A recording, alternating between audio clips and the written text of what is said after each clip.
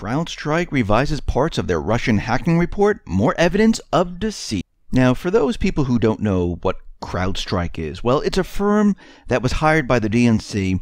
It has ties to Hillary Clinton, it has ties to a Ukrainian billionaire, and it has ties to Google.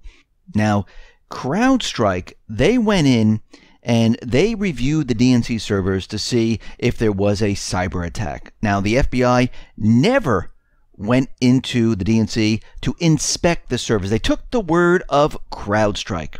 CrowdStrike also looked into the Russian hacking in Ukraine, and they said, yes, it is definitely Russia who hacked the area that caused problems in Ukraine.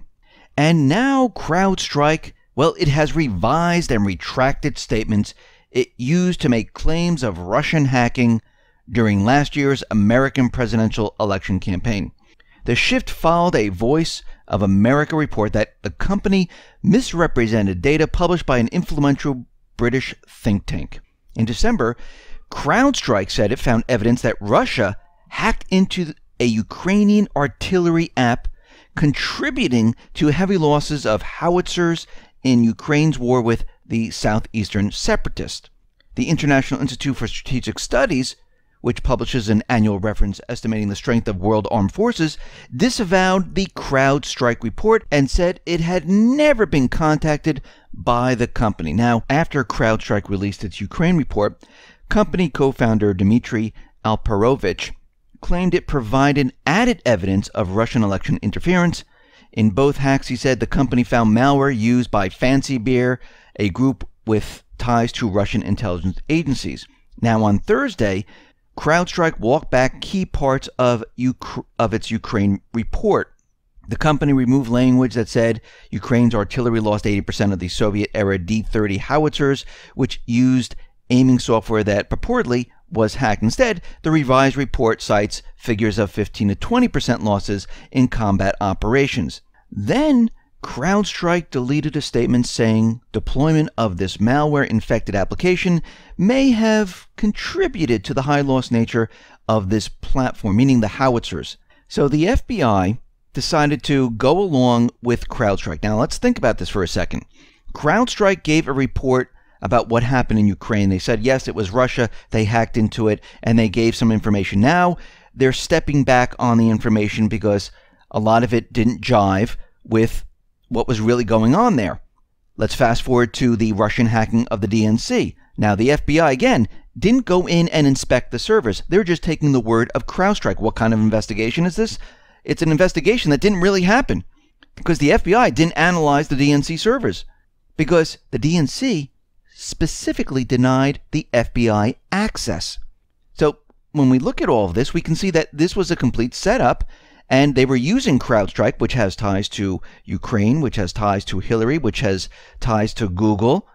And we can see they use this company to create a report and make it look like things are really happening, and nobody can question it because no one is allowed to inspect what's really going on here. So why did FBI head James Comey outsource his job to CrowdStrike?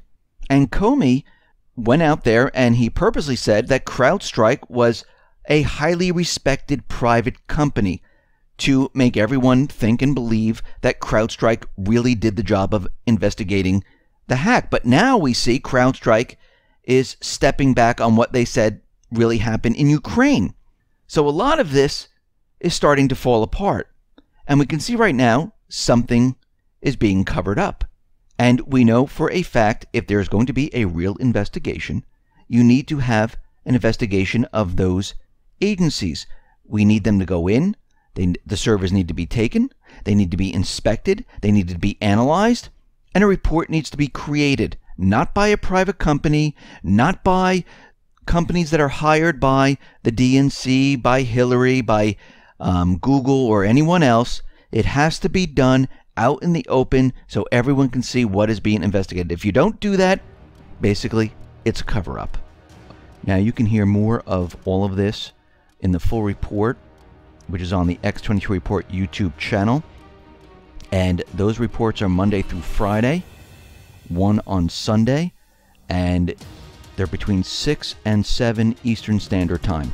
And if you want to listen to incredible interviews, you can go to the X22 Report Spotlight YouTube channel, where you can hear interviews with Cliff High, you can hear interviews with David Morgan, you can hear interviews with Michael Snyder, you can hear interviews with David Stockman, Jim Rickards. So head on over to the X22 Report Spotlight YouTube channel, and you can hear all the interviews there.